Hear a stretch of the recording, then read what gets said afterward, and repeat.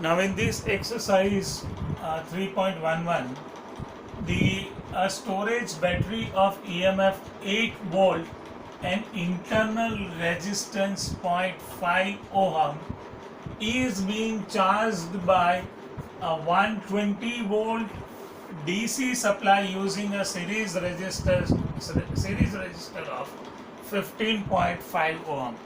अब ये पूरी जो बात है वो in the form of circuit में लेता हूँ. तो ये 120 वोल्ट डीसी वोल्ट की आइडियल सप्लाई है.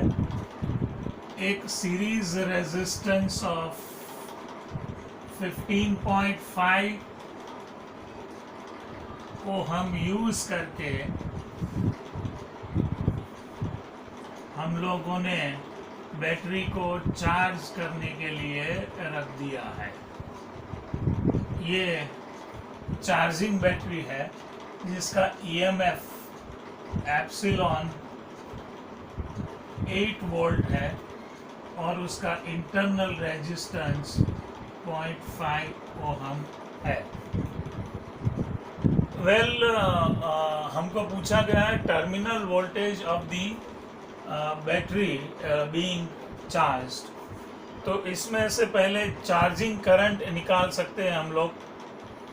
अब चार्जिंग करंट निकालने के लिए आप लोग दो अलग अलग तरीके से काम कर सकते हो. एक तो किसी भी पॉइंट से शुरू करो और loop rule, Kirchhoff's loop rule लगा दो, या फिर इफेक्टिव रेजिस्टेंस और इफेक्टिव EMF वाला फंडामेंटल्स भी आप लोग यूज़ कर सकते हो. मेरा टारगेट आप लोगों को कॉन्सेप्ट समझाना है, इसलिए मैं वो दोनों कॉन्सेप्ट्स अप्लाई करूँगा. आप लोगों को दोनों कॉन्सेप्ट्स अप्लाई करने की ज़रूरत बिल्कुल नहीं है, बट मेरे लिए आपको दोनों कॉन्सेप्ट समझाना ज़रूरी है करके मैं ये काम कर रहा हूँ. अब देखो, मैं लूप लेता हूँ A, B, C, D. मान लेता हूँ करंट ये डायरेक्शन में फॉर्म करेगा और मैं लूप जो है वो ट्रैवर्स कर रहा हूँ A, B, C, D, A. While doing so A से B जाते वक्त -120 एक EMF आएगा. करंट मेरी अपोजिट डायरेक्शन में आएगा तो 15.5 I ये आएगा. इसके बाद ये मेरी अपोजिट डायरेक्शन में आ रहा है तो ये this has to be plus 0.5 I for this internal resistance, और ये बैटरी के लिए +8 = 0. Of course 120 -120 +8 यानी -112. वो उस साइड जाएंगे तो प्लस हो जाएगा 112 और इस तरफ आ जाएगा 16I. यानी आपका चार्जिंग करंट जो है वो 112 डिवाइडेड बाय 16 यानी 7 एम्पियर का चार्जिंग करंट आ जाएगा. अब यही चार्जिंग करंट हम लोग दूसरी एक मेथड से निकालते हैं. आप लोग देखोगे यहाँ पर जो बैटरी है वो अपोजिंग कंडीशन में है, यानी इफेक्टिव वोल्टेज कितना हो जाएगा. तो इफेक्टिव वोल्टेज is 120 -8. और ये इफेक्टिव वोल्टेज को कौन से सीरीज कॉम्बिनेशन ऑफ रेजिस्टेंसेस में करंट फ्लो करवाना है, तो ये दो है 15.5 + 0.5 यानी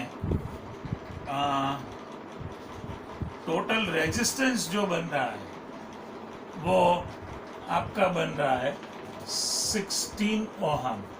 ये वोल्ट में है. V = IR यानी I = V/R. अब 112/16 अगेन ये आपका 7 एम्पियर का करंट आ गया। कोई भी वे से आप लोग निकाल सकते हो। हाउएवर हमें चार्जिंग करंट तो पूछा नहीं है, हमें पूछा है वो है terminal voltage of this battery. तो terminal voltage of that battery निकालने के लिए मैं इक्वेशन लगा लेता हूँ, V is equal to IR। याद रहे बैटरी यदि डिस्चार्जिंग स्टेट में है, सेड बैटरी डिस्चार्जिंग स्टेट में यहाँ पर नहीं है, यहाँ पर चार्जिंग में है, तो V is equal to epsilon plus IR आएगा। यदि डिस्चार्जिंग स्टेट में ये बैटरी होती, जैसे कि ये और ये दोनों रेजिस्टेंसेस होते हैं, तो ये बैटरी डिस्चार्जिंग स्टेट में आती, तो उस टाइम उसका टर्मिनल वोल्टेज का फॉर्मूला हो जाता है V is equal to epsilon minus IR plus IR नहीं। अब ये एप्सिलॉन है 8, I है 7 इंटू R जो है वो है 0.5, यानी 8 प्लस 7 का आधा यानी 3.5 and that is equal to 11.5 volt. ये हो जाएगा बैटरी का टर्मिनल वोल्टेज। अब आप लोग ऐसा सोच सकते हो कि ये 120 वोल्ट की सप्लाई जो करंट फ्लो करवा रही है 7 एम्पियर, वो दो जगह हीट प्रोड्यूस करेगी। एक तो ये एक्सटर्नल रेजिस्टेंस में हीट प्रोड्यूस करेगी और ये इंटरनल रेजिस्टेंस बैटरी के अंदर होता है, यानी बैटरी में हीट प्रोड्यूस करेगी। यदि 120 वोल्ट की सप्लाई को हम लोगों ने ये लार्जर रेजिस्टेंस नहीं रखा होता, तो ये 7 एम्पियर करंट की जगह too much amount of current flow करता और वो बैटरी में जल्दी से हीट प्रोड्यूस करके बैटरी को डैमेज कर सकता था। तो बैटरी को डैमेज ना करे, एक्सेसिव हीट से बचा के रखने के लिए ये सीरीज रेजिस्टेंस का लगाना बहुत ज़रूरी होता है। सीरीज रेजिस्टेंस क्या करता है, तो ये जो फ्लो होने वाला करंट है उसको कंट्रोल कर लेता है।